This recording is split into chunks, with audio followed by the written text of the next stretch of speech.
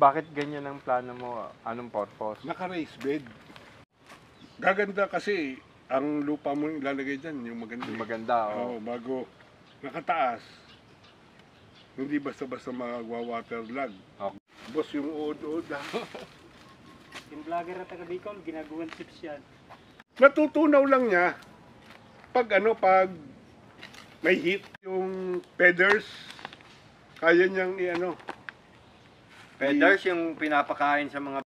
nandoon, ano ang kinukuha mo doon? Yung ipot.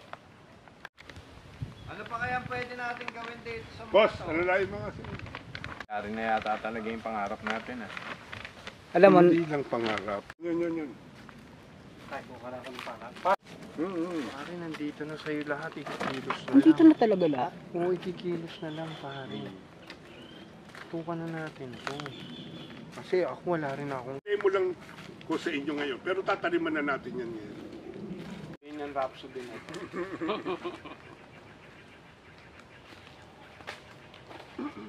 Ano ba yan? Matutuyo yan! Gagsi, alam ko na gagawin ko. Gaganyan ko Kala ko. Yan. Ilang araw, magagamit na lahat to. Ako nang bahala to, pag inupuan ko yun, lilinis yun. Oo. Grabe.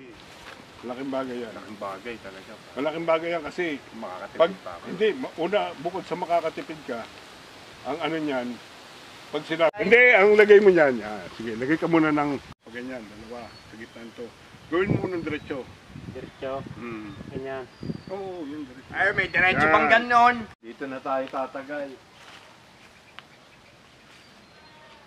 Pay, Yung kwadrado ba? Okay. parang pizza pa, yan. Ay, Patong, bago, kumuha ka na doon sa ating lupa, Ay, bago oh. yun ang isingit mo na ang pangalan. dito sa Patong bago budbud. Kalding! Very good, very good. Tako kubra bukas, Hindi, madali na yun. Papagawa na. Sabihan mo doon. Hindi pa naman ako doon pupunta. Hindi pa. Oo. Kanino kay ano yung pinuntahan natin? Hindi pa doon. Doon tayo magpapakuha sa pinuntahan. Madaling kausap yung kaysa dito sa isa. Oh, sige. Ay, Lime siya. pero hindi Pero limeberry. hindi Iba ang berry siya. limeberry. Hindi ko alam yung lime.